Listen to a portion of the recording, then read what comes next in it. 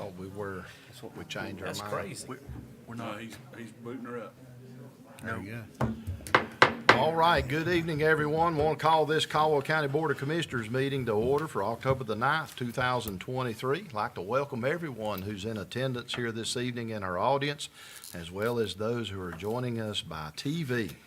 And we don't have anybody signed up for public comment, so our first order of business is Pastor Daniel Duke with St. Stephen's Lutheran Church is with us. He'll come and have our invocation, and we'll follow that with our Pledge of Allegiance, and Commissioner Jeff Branch will lead us in that. So, Pastor, if you'd come to the podium. Thank you. Yes, sir.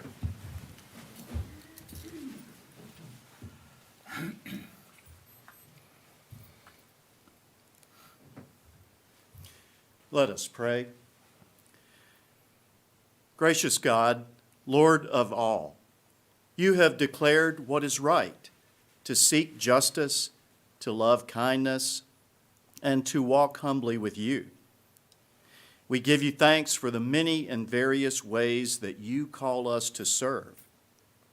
We ask for your blessing on the time, energy, and work that the Board of Commissioners invests in service to the people of Caldwell County. Lead them in courage and in strength to know and to do those things that are good and right and true. Give them the spirit of wisdom, charity, and justice, that with steadfast purpose they may faithfully serve to promote the well-being of all people. God of grace, you call your people to honor those in authority. Bless all elected leaders and help them to use their authority to serve faithfully and to seek justice and kindness as they walk humbly with you. In your holy name we pray. Amen. Amen. Everyone face the flag, salute, pledge. I pledge allegiance to the flag of the United States of America and to the republic for which it stands, one nation, under God, indivisible, with liberty and justice for all. All right, thank you. Thank you, Pastor. Thank you, everyone. Are there any amendments to our agenda this evening? Yes, sir, if you may, we have an additional lifesaver award we'd like to add to the one that was proposed to kind of get to at the same time. We also have an additional item to extend the offer to purchase agreement for Mr. Corpening at 596 Central Street. He's agreed to add an additional $10,000 earnest money to what's already been paid. The request was for one more month. My recommendation, unless the council has a different opinion, is to take that to the end of November, just in case. They're doing an SBA loan, and it's taken a lot of time to get through that process. No fault of his own. All right. And then the other item would be, we don't have anything to discuss in closed session, so we can remove that. Okay, so we'll remove the closed session. We're adding that extension as item 21. 21. Thank you. Hearing the recommendation of the manager and the clerk as to our agenda, what's the pleasure of the board in adopting that this evening? Mr. Chair, I move that we accept this evening's agenda as the county manager and clerk have presented. Any other discussion or comment? All in favor say aye. Aye. Any opposed? And that motion carries. And our first item this evening is our Lifesaver Awards, and our EMS chief, Jonathan Cook's with us, and a whole host of emergency service workers as he comes. We just certainly want to say thank you each one for what you do for our residents in the county and for the things that you do. A lot of times go not thanked enough, but tonight's an opportunity to do some of that, and so we appreciate everybody being here and appreciate each one that serves in the county and taking care of our residents. So, Jonathan. So we definitely have a room full. That's always a good thing, though. Yes, sir. Thank you for your time tonight, and thanks to everyone for showing up. Tonight, we'd like to recognize and honor two different calls that recently occurred here in the county, where excellent responses, skills, and decisions made have had a positive outcome for patients. Our first call we'd like to talk about occurred on July 31st. EMS and Lenoir Fire was dispatched to a code blue at a local business in Lenoir. Lenoir Fire arrived first on the scene and confirmed the patient to be in cardiac arrest. Lenore Fire started CPR, and the patient was placed on an AED, and they actually delivered a shock to the patient on scene. Once EMS arrived, the patient was placed on our cardiac monitor and found to be in a rhythm called ventricular tachycardia, which is a deadly heart rhythm. If not corrected, it's going to progress to a systole and death pretty quickly.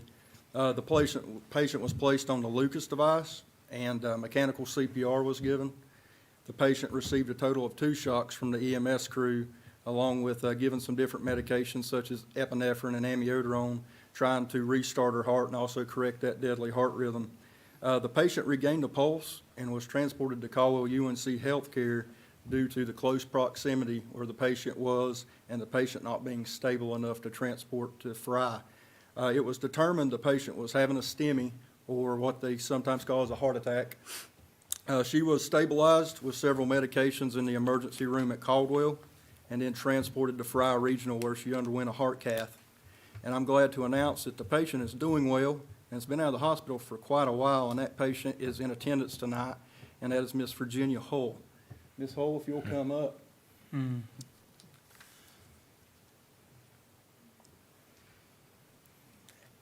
So we'd like to honor you with a certificate we've started doing. And also, I'd like to call out some different people that are here. I don't think our 911's communications is here, but Chuck Alston was our telecommunicator. He did a fantastic job taking a 911 call. Communications is a vital link in a chain of survival, and they did an excellent job. Lenore Fire, Michael Clark, and Charlie Filial and Cody Cox. Will y'all come up? This was the crew that arrived first on the scene and started CPR and delivered the AED shock.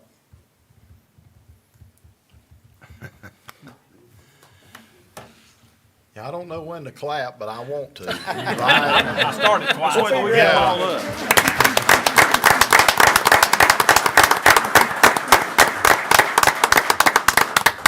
It's funny, because I started twice. Yeah, I mean,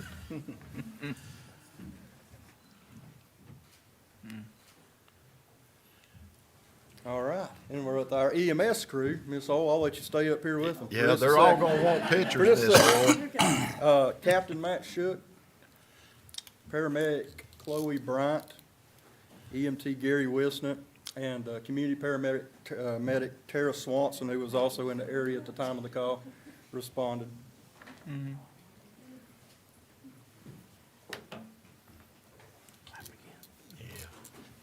All right.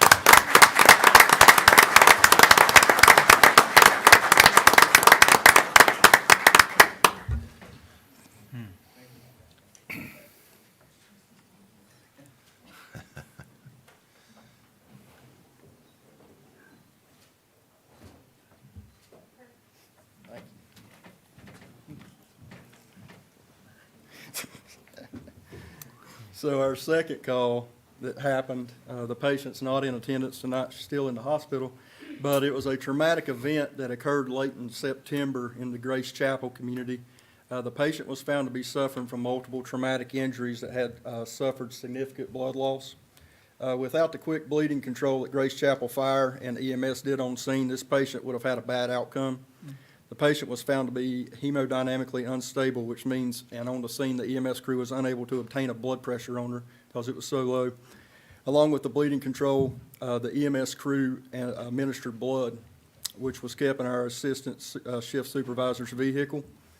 The patient was quickly transported to the Hickory Airport, where the crew met with Med Center Air, and she was transported to a local trauma center.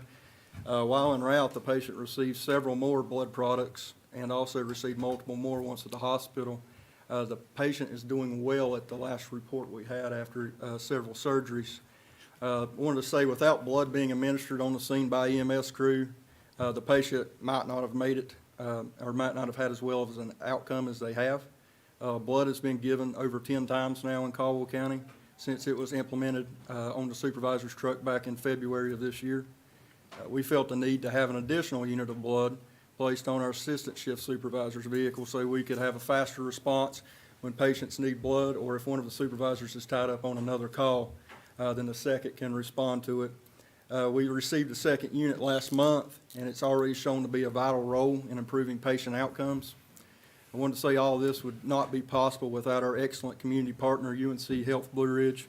The idea was formed at a local EMS chiefs meeting that UNC Health Blue Ridge hosts quarterly. This has been going on for over 2 years now. Our next one's actually tomorrow, what we talked about. They asked if they could help us with anything during one of those meetings, and the idea was brought up about, well, can y'all help us supply blood on our trucks? We've never been able to do that.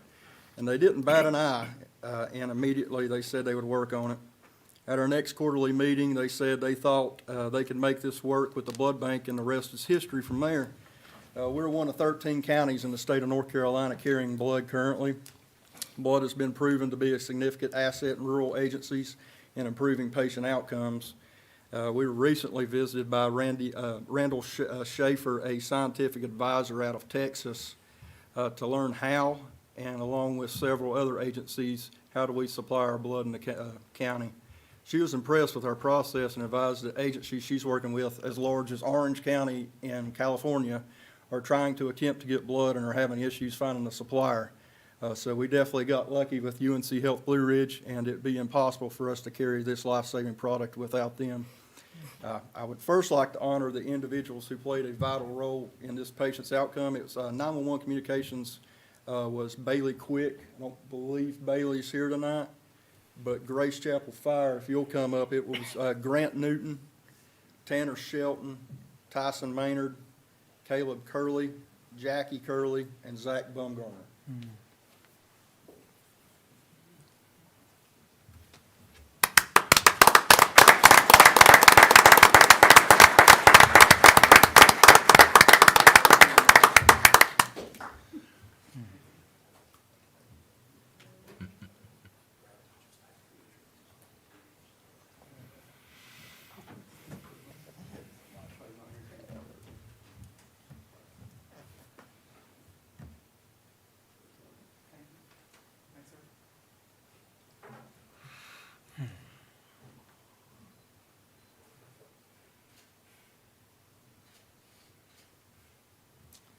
Our EMS crews on the scene was Lieutenant Christopher Morrissey, who had the blood in his vehicle, paramedic Ethan Miller, and paramedic Amber Outlaw.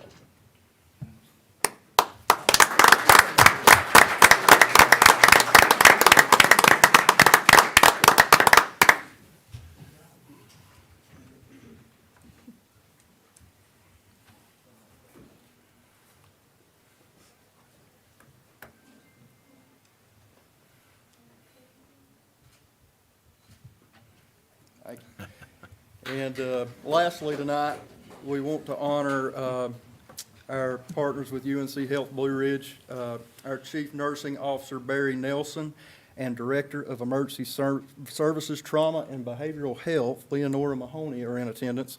If y'all will come up, we've got a certificate of appreciation for your agency to take back.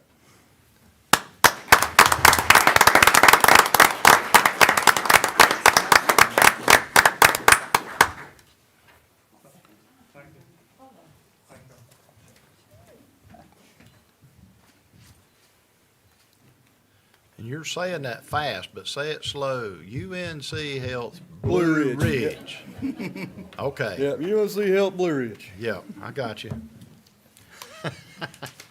One thing I will mention is that to the Grace Chapel Fire Department, as well as the paramedics that were on the scene of the Grace Chapel call, I had 2 people reach out to me the next day complimenting the way you guys worked together and made that come together and made that happen. It was just, they said it was a very traumatic situation, but you guys did a wonderful job, and I just want you to know that the community was watching, and they were paying attention, and you guys did an excellent job. So thank you again for both of y'all, all of y'all did in these 2 situations, and what you do every day. Mr. Chairman, if I may take a point too, and thank Dr. Garrett Snyder and Dr. Diana McClinton for all of their service, Right. being our medical directors. Those 2 have helped make a lot of these changes happen. They Yes. sure have. Thank you. And so we recognize that too, and want to thank them and everyone that is here tonight. We certainly appreciate all your efforts, and it's proof in the pudding of folks being saved and that are able to walk up here And ma'am, you're the reason they do what they do, so they Amen. get to save somebody. Yeah. And, but we certainly appreciate you coming tonight, Ms. Yes. Hoyle, and being here and being a part of this. And it gives the rest of us a hope that the next call we run, we'll be able to help save somebody. Yeah. So, we certainly appreciate that. It's also good to see how well it works when everybody works together. Yeah, That's what it takes, and so I appreciate all the effort that's went into that. I know there's, sometimes, people don't see eye to eye, but, you know, we have to set our, differences aside and try to work together and to accomplish great things, and that's what's happened here with, especially with us being able to deliver blood now. That really helps the survival rate of patients out in the field, so, I appreciate Dr. Snyder and all you've done with that. Thank you. Thank you. Also in attendance, we have the visiting medical director from Burke County, Dr. Anthony Frank. all right. Thank you. Hello, Dr. Appreciate you Frank. being here. Yeah, Good to see you. Yeah. appreciate everyone being here. Now, Bubba, we want to leave them here for restart? Or, yeah, so, okay.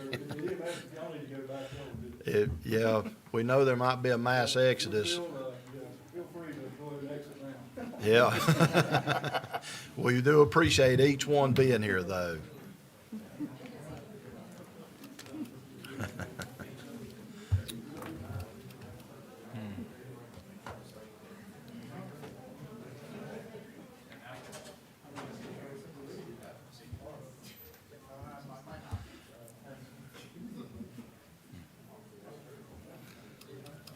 Our next item on our agenda is Jason Powell's going to come and give us some updates on Restart and the program. Good evening. Good evening. evening. I feel like I was just here last week. Wait, I was Yeah. for the council for Lenore. Chairman and Commission, this is going to be the fall 2023 update for Restart. Give it a second there. As you know, we'll kind of go through and you can see it that, you know, what we were is not what we are now. And that will be noted here throughout the presentation. So you'll see some facts, some numbers, some statistics that unfortunately are on the rise. Things are not changing, but eventually they will be. So if we can, here we go. So I have to put in our mission statement, and because this is our why. This is why we're doing this. Those last 5 words, while we're ultimately reducing overdose deaths.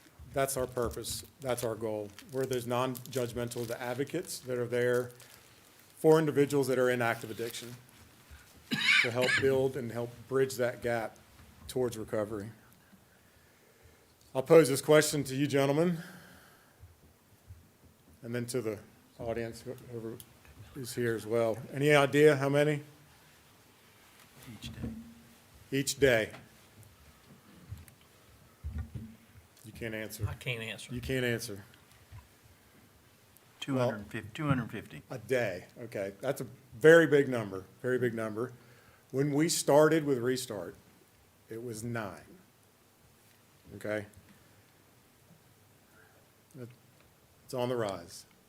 That's just in the county or just in? This is in the state of North On the Carolina. state, okay. Fatalities throughout the state, Each day. every day. Fatalities, okay, Fatalities, not overdoses, okay. actual fatalities.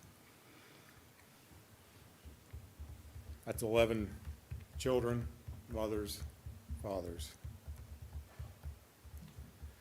Very busy slide. I have 3 that are going to be very, very busy, but the gist is on the far right-hand side. This is for a calendar year from September 22 to August of 23.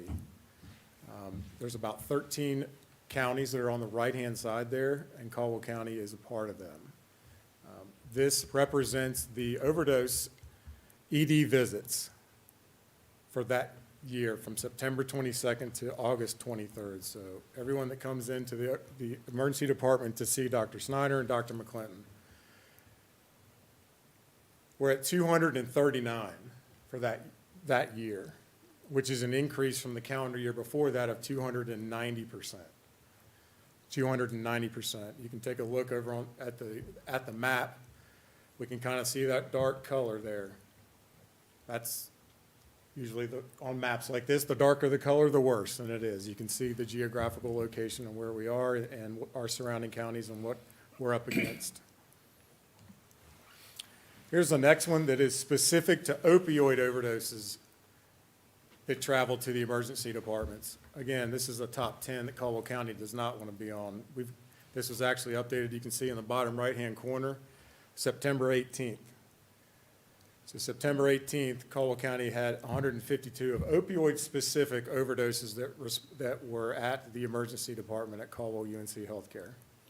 And again, you can see the dark colors that go along with the geographical counties that surround us, especially to the south. This one is for the chief medical examiner, suspected overdose deaths. Unfortunately, the numbers are a little bit lower, it shows here. But the caveat is the star that's next to it is that the tracking of suspected overdose deaths are due to the autopsies are backing up. So these numbers are not solid. So 334 as compared to 402. This is the one that will kind of bring to light, and I'll harp on coming through on the next couple of slides here. So this is the EMS, right? We just gave all these SAVE awards to these individuals. This is the EMS calls for throughout the state of North Carolina for suspected overdose encounters in just June. Okay? Just in June, there was just over 1,000 of them. Of this slide, the reason I put this slide up here, and I think I stood before you guys at the beginning in the spring, and I talked about the numbers and how they were not quite there, and we found some data that was not correct. Down on the bottom right-hand side, though, this is the reason this slide is up here. That bottom right-hand corner of this slide, it shows that 61% of the overdoses that in June were in private residences, 61% of those. It's kind of hard to see, but on the top right, it's service areas, gas stations, Arbonne Miss, streets, highways, public buildings. That accounts for 12%, 11%, and then 3%. The rest are going to be parks, our schools, and then institutions. So why do I put this up here, do you think? Where are we seeing the overdoses? In the homes. Okay? What if they're by themselves? They have no one to call. So we've got about 27% of those that are actually out and about that folks can see, right? They're going to be at your gas stations. They're going to be at the movie theaters. They're going to be at the parking lots that we go to. And that goes directly to why we need to dispense and distribute naloxone. Bringing us up to 2023, the year to date. Bear with me here because I put a lot in here, but I'll walk you through it. All right, so for EMS calls for service, for total calls since the beginning of the year, we've run 267 total calls. 175 of those have been for illicit drugs or for overdoses. These aren't the ones where someone's taken too much of their medication, or they've attempted a suicide attempt or along those lines. So there's 175 that are illicit. 98 of those have been opioid specific, just opioids, no co-occurrence, just opioids. And I'm bringing to the point there in the yellow with the stars, talking about the data. Okay, last year, there was 230 total reported by the state for Caldwell County. Okay, 230 EMS overdose calls. You can see we're already at 267. Okay? 278 of those we found in Restart were actually illicit. You look at that number and you're like, that looks backwards, right? That shows the erroneous data that was being reported previously. 278, I can say for a fact that we have run for illicit calls in 2022. 2022, there was 230 of those that were reported by the state. So you can see the differences there. So far, we've had 8 deaths that we can hang our hat on for sure that were opioid overdoses. And again, the rest we're waiting on for medical examiner cases. This is what I'm explaining when I go back to that data. If you can see that, this is very difficult to see, but this represents a calendar year. This is January of 2022 to December of 2022. See that flat area there where there's no data? That's our EMS calls for overdoses. So I was able to collect this from the state, and you can see right there that how it was misrepresented. Okay, this has to stop, and that's a part of our mission. We have to make and correct this. So there's your 230, and again, we found 278 throughout that entire calendar year. Again, back to this year. This year specifically, we've reached 204 unique participants, so that's 204 individuals. Of those unique participants, we've had 127 that actually admit to having an opioid use disorder or admit to using the opioids. 36 of those, which are the post-overdose, that's when we come in, the post-overdose response. 36 of those have agreed to follow up and to maintain connections and talks with us. Doesn't seem like a big number, but that's 36 more than 0. That's 36 that are more than 0. Out of those 204, we've able to refer 62 actually to treatments. 51 were specifically to opioid treatment programs, which is a very big number, a very big number. Again, those are 52 times that somebody was able to go and have a chance, Throughout the calendar year so far, we've given out 216 doses of naloxone. Again, going back to that very beginning, that slide on the purple map there, 27% of the calls are going to be out there and about where anybody could come across. So we need to get that medication into the hands of our community. 28, you can see here, I've broken down the 216. 28 have gone to EMS. So there's EMS that Chief Cook spoke to, our lieutenants and our captains, our shift supervisors. We do have naloxone that is able to be distributed to folks that they come in contact with when Restart's not on scene, if it's anyone that comes up to them, and then after some of the calls that happen at night as well. So there's 28 times that EMS has been able to do that. We were able to train the SROs at the sheriff's office to be able to, that's the 20 for the law enforcement. And then 196 doses are just regular community members. We have at least 3 times a day, someone come and knock on our door and ask for that naloxone. So 196 different community members, and again, that goes throughout all of the different events we've been doing and putting on that we go and we're able to distribute those. Here's kind of the timeline and some of the highlights for 2023. Back in February, we brought on board our second peer support specialist. That's in March, we held our first opioid seminar, which we brought in Dr. Westphal, and Dr. Bujol was a true champion for that. Also in March, we had our first event, which is our Black Balloon Day, huge success out at the HHS building. Going into July, we were able to go and actually represent Caldwell County at the North Carolina Association of County Commissioners, the Summit on Reducing Overdose. We were there for that. Also in July is when our grant funding ended. So we were able to have that funding all the way until July for the grant that started Restart. Then the opioid settlement funding began.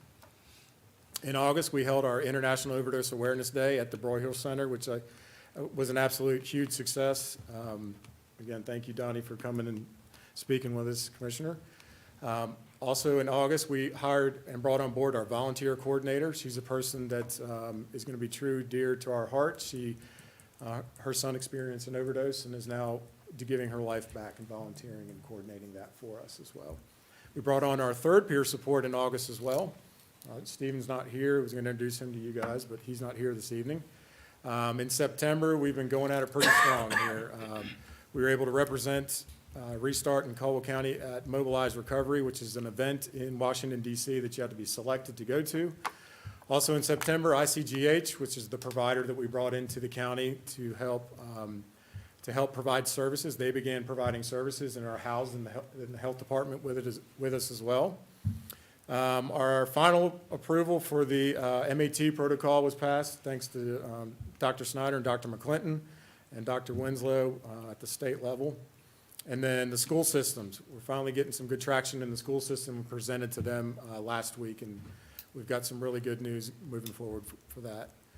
Just on Thursday and Friday of last week, we had our addiction seminars for the detention division and for law enforcement, and then on Friday for our community stakeholders, which again was a segue from the seminar that we had in March. And I think in March we had right around 20 people, and this Friday we doubled that. We had about 48. So much larger attendance. It kind of got out there that, hey, if you weren't there, you needed to be there. So it was good. Here's how we're looking now with our post-overdose response team. Again, the program coordinator, comprehensive support specialist, which is also a peer support specialist. So we've got our 3 peer supports there, our community paramedic, our volunteer coordinator, and again, we just closed our application process for the caseworker last Friday, and we'll interview shortly for that. Super excited about this. This is our software that we finally got, and I'm really giddy about this. It's fantastic. It's called 5CRM, and don't ask me what it stands for, but it is fantastic. It is so customizable, and the analytics that we're able to gather and capture from it are robust. Put some screenshots up here real quickly to kind of show you what we're able to do. Dashboards are going to be able to be quickly seen and looked at. Anything that we want to report on, we will be able to do it, and it's unbelievable. It's fantastic. So, And the state had this, right? the state did, yes. So Donna brings up a good point that the state actually in the opioid, the toolkit for post-overdose response team, they actually highlighted 5CRM. We reached out to them, brought them on board. Wake County's using them, so we were able to capture them as well, and so we're all on board with it. So hopefully might be able to expand and bring in our community paramedic program as well. So it's fantastic. I can't wait for us to get up and going. We've been using it for about 3 weeks now. We've actually got another onboarding call tomorrow to bring it up to speed and to make it our own. So what are we doing? Got a lot on the projects. So the Goldie project, this kind of just happened into our lap, and I think it's pretty awesome of how it did. We've got true medical, we have true medical doctor champions in the county. One specifically, we were talking about our data needs. We were talking about some research projects and how could we get this to happen. And Dr. Bajol, he had some contacts at UNC Chapel Hill, and he reached out to them, and unfortunately, that pathway that we went down was not going to work time-wise. Timeline looked at about 2 years of when they were going to be able to help out with this. Through the Eshelman Institute, the School of Pharmacy, and the Institute of Innovation, they reached out to us, and they just happened to be a couple blocks down from the folks that Dr. Bujol was meeting with, actually on campus. And what they have come up with, it is a true platform for post-overdose response team and community paramedicine. It's a field personal serving affected individuals. It's purpose-based, and it can go across all different disciplinaries. And I'll kind of show you what it means here. So with this, there's 45 ports in the state of North Carolina. 9 of which were engaged by the Institute for Innovation. Out of the 9, only 6 of us have qualified. And so the 6 of us are going to be hopefully all 6, but I know that we're going to be a part of the pilot program for this. So the prototype will be coming out next month. I've got some quick screenshots of how it's going to happen. What this is going to be able to do is we're going to be able to bring in other stakeholders to be able to use this data. It's not going to just be ours. So we were able to give this to RHA, ICGH, the hospitals, any other stakeholders that come on board to be able to use this and to be able to bridge those gaps, and to be able to collect better data. Some of the screenshots of what we're going to be able to do is actually text messaging and back and forth with the participants that are in the group. The telehealth hopefully is going to be a part of that as well, to be able to do the televisits. And this next one is it's out there, and I'm not sure how it's going to work, but Matthew's promised me, the entrepreneur in charge promised that it's going to work, and again, with the prototypes, we're going to put it to the test. But you can see here, it will alert the folks, the participants, that they have scheduled meetings and scheduled times, so that we're able to, if we lose touch with someone, still have them and to be able to send this to them via their mobile device or wherever they are. And along with that, that's going to be able to dispatch us and potentially even the community paramedics to be able to go out to these folks at their different locations. Along with moving forward in our progress, we've scheduled the sequential intercept mapping with Via Health. That's going to be December 4th and 5th. That's in conjunction with the health department. And this is going to focus on the mental illness and the co-occurring disorders involved with the criminal justice system. This is going to basically it's going to map out and show us exactly where those gaps are.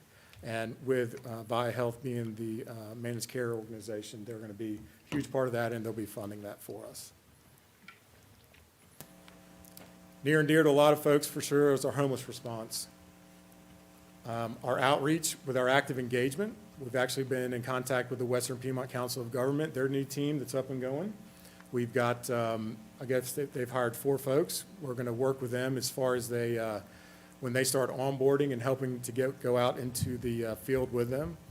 Hopefully thinking about a street medicine concept idea as far as delivering in that mobile integrated health, not only supplying and helping folks with that co-occurrence, but also the other types of medications and such that they need.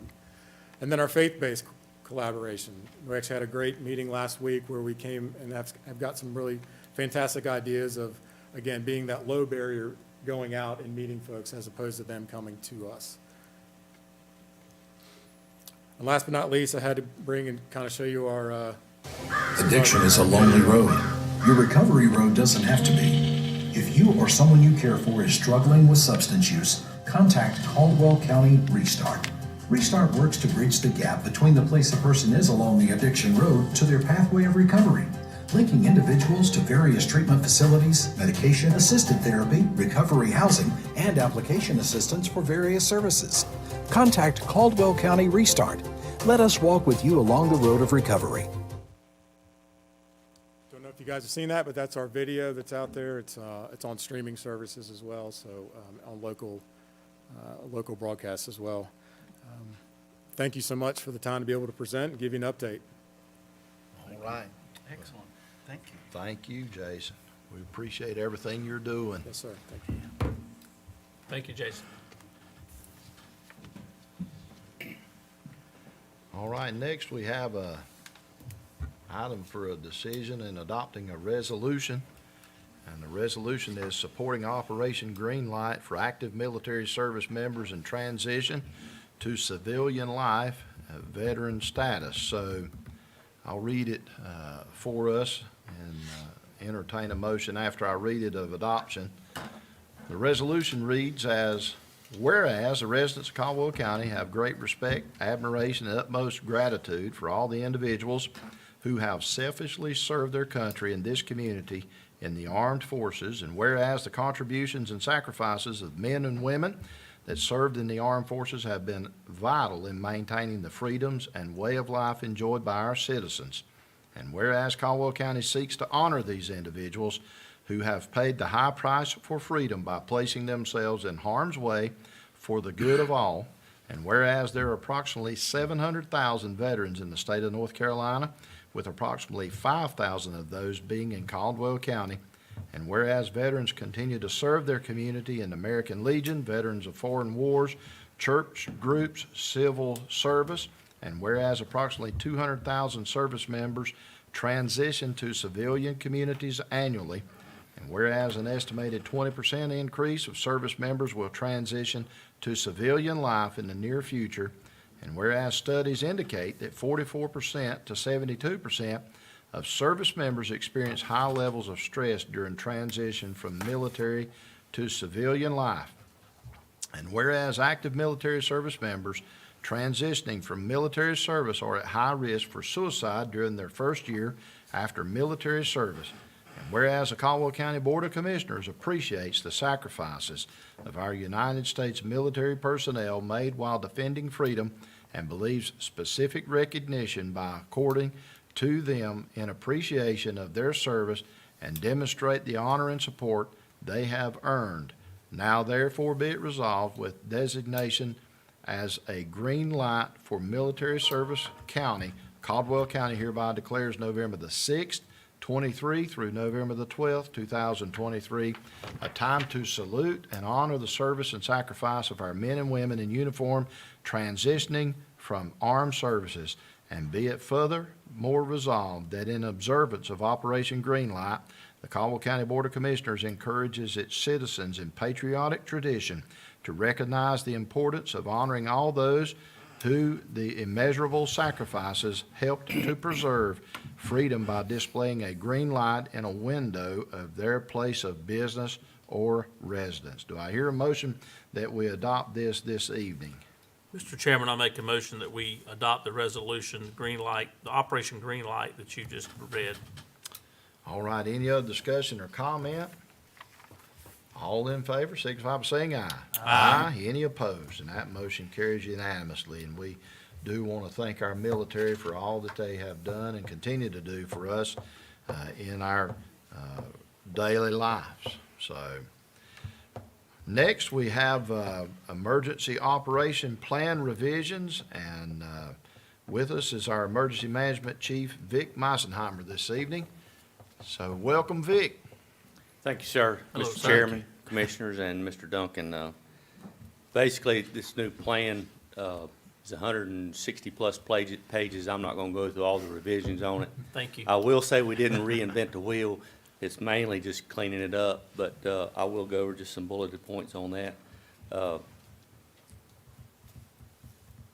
We're required every year to review this plan, and then every 5 years, we're supposed to do a review of the entire plan. So the last update of this plan was in February of 2018, and at that time, there were minimal changes, and I'll explain the reason for that. But the current plan that we use right now is managed by E-Plan LLC. It's a company that is out of Statesville, North Carolina. But E-Plan has ceased operations due to retirement. It was, I think, a one-man shop, and he's retired. However, the former owner of the company will go in and make updates to your plans on a case-by-case contractual basis. So it really was not cost-effective for us to maintain the plan through E-Plan. With that in mind, we did contract with Specialized Consulting Services LLC to update our plan, and after they went through and updated the plan, basically taking our old plan and changing some formats and cleaning it up, it was submitted to a contracted legal for review and additional modifications, which is what was submitted to you guys.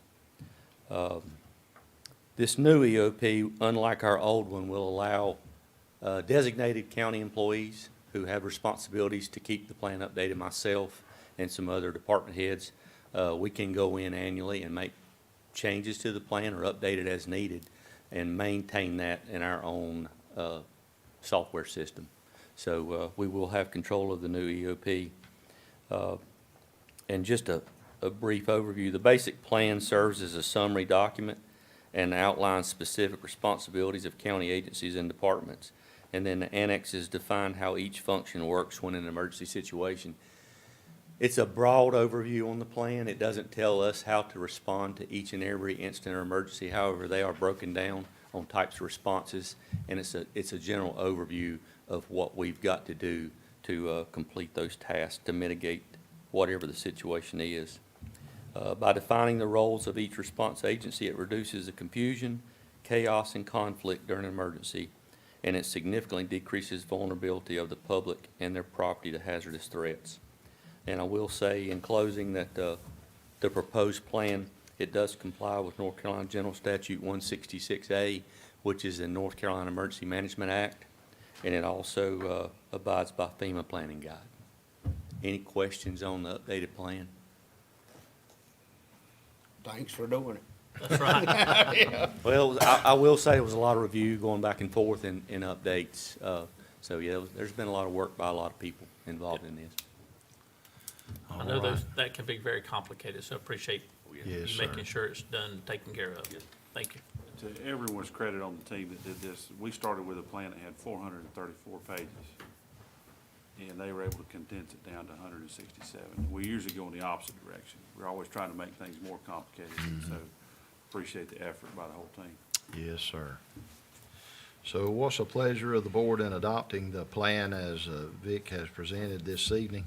Mr. Chair, I'll make a motion that we adopt the plan as Chief Meisenheimer has brought to us today. All right, any other discussion or comment? All in favor say aye. Aye. Any opposed? And that motion carries as well. And that brings us to our consent agenda this evening. Our county manager, Mr. Donald Duncan. Mr. Chairman, Commissioners, if you have any of these you'd like to pull out for discussion, just let me know as we go through here. The first item is a request for approval of equipment donation. We have fire turnout gear that has expired. It's reached well past the end of its life, which is great for our guys. They'd like to donate that to the Junior Fire Academy at Gamewell Fire Department to use for training purposes. The next one is a grant funding for vaccines to Caldwell County Health Department, the amount of $357,000. This is a 100% grant to implement the next round of vaccines free to the public at our health department. Next, we have the Evergreen Park Capital Project. This is a capital project adjustment. Congratulations to our economic development staff, the Western Piedmont Council of Governments, and the town of Sawmills. The county received $513,000 from ARC. It's been a long time since we had an ARC grant. This is a 50-50 match to help us put rough grading and water and sewer on that site. And if you haven't been by the site, the folks in the water department have done a fantastic job cleaning that property up. I suggest you ride by it. You will get your vehicle dirty or your shoes, one or the other, if you get out. But it is amazing that site transformation is already, and this will help us get to a piece of property we can sell. Budget revisions for MDI, they put more money on the ground than we anticipated, including their rolling stock. This is a budget amendment to award them an additional $80,500 in county incentive that's already been agreed to. For example, their estimated value in 2021 was $160 million. To date is $240 million. So that's good growth for us. We should all be very happy that that does not count also the additional 165 jobs that have been created in that timeline. So well-paying jobs as well. Town of Sawmills has requested a fireworks display on October 21st. This is an appointment of Beverly Rupert to the Council on Aging for item 10. Item 11, this is Minutes Matter Project. This is a grant application that you'd be approving to go and work for bleeding control on the scene if there was to be a school involved or a mass shooting. Doug DePel is here to answer any questions you have that. This will be an innovative grant, maybe the first in its kind in the country. Mr. DePel is also, or Deputy DePel is also required for us another $22,000 in bulletproof vest reimbursement. This is a wonderful grant program that's been in place for about 30 years now to encourage vest wearing in all agencies. Item 13, this is the big one, is we are due for Axon taser upgrades. Many of our tasers are first or second gen, and so they no longer replace those models or repair them if they break. We have nearly 100 tasers. There's about, I think about 18 that are shared inside the jail, and we cannot get replacement parts for them, so as they break. This would be a contract that would replace all of our tasers and put them under a warranty agreement for the next 5 years. The cost savings to us to do it now would be about $83,000 over the life of a 5-year contract if we avoid the price increases for next year. This year's budget, it's only $10,000 to start that process, so we would include that in future budgets going forward. I will tell you this, a couple of workman's comp cases that would be saved would pay for themselves as a non-lethal use of force. So you're going to pay one way or the other. And I'm a firm believer in them. I've passed the taser test. I don't recommend it. It's a little shocking. It's a little shocking, yes, sir. Yes, sir. We have 15 units, I believe, no, I'm sorry, 18 units of Quantar VHF radio equipment. These were the transceivers that help run the repeater system. And as you know, we got a grant to replace that entire repeater system to extend the life of our VHF and UHF radios in the county. These old boxes, many are 30-plus years old, and they're quite large. State Viper has asked if we could donate them back to the state, and they will try to refurbish some of them to have a mobile UHF, VHF system that if a county loses its comms, they can deploy it there and use this old equipment to have at least some level of communications. And they've long been depreciated. They're of no value to us, and as you can imagine with technology, one of these is about the size of a chair. Today, it's replaced with a box about this big that you can pick up and walk off. So it's, way out of date. I think it's a good program for us and would help the state and maybe help a future county in western North Carolina. And they will stay here in western North Carolina, by the way. Also, appointment of Brian Barnes and Nikki Wofford to the Library Board of Trustees. Mr. Wookie, do you have you're on that board, so if you have any comments on that one. We have, as Jason said, the revised MOU for opioid settlement funds. So as we increase our level of services with our opioid funds, we'll have to update this resolution every time we add something. So we've been pretty aggressive this year. In the first 4 months of deployment of the opioid funds, we've amended this resolution 4 times. So you'll see that continue. We have minute amendments. I can turn that over to the county clerk, but basically, the software system we were using was not loading in the attendees in the software system, so we need to go back and get all that straightened out. So you'll be approving amendments to those just to make sure we have the attendance records right. And then approval amendments from September 11th. And then reappointment of Hannah Romero to the Blue Ridge Community Action Board. And then extending the offer to purchase agreement for Mr. Corpening at 596 Central Street with an additional $10,000 in earnest money to be deposited with the county as a conditional. And I would say extend that to the end of November, just in case there's another hiccup with SBA. All right, and I'm just mentioning item 15, the NC Oh, 911 I skipped it. board. Thank you. You caught me. Yeah. I didn't know if you combined that with the other No, one. no, Yeah, this this- is a big deal. This was in the budget. We didn't know about it. Each county gets a free mobile 800 megahertz radio for each seat that we have in our comm center, so we get 6. So that's a $50,000 grant basically that we get for free. No, I'm sorry, that's wrong. Not 50, yeah, it's $50,000. Yeah. So those will go back to the county to be distributed however we need them. We pay for it and get reimbursed. And it was just an email that said, here, fill this out. So we like free money. Yes, sir. Thank you for catching that. I skipped right over that. Yes, sir. All right, any questions or comments as the consent agenda has been presented? And if none, do I hear a motion that we adopt the consent agenda? Mr. Chair, I move that we accept this evening's consent agenda as the county manager has presented. All right, all in favor, signify by saying aye. Aye. Any opposed? And that motion carries, and I'll entertain a motion that we adjourn this evening. So moved. All say aye. Aye. Have a good evening. Thank you, everyone, for being here, and we'll see you next time. Yeah.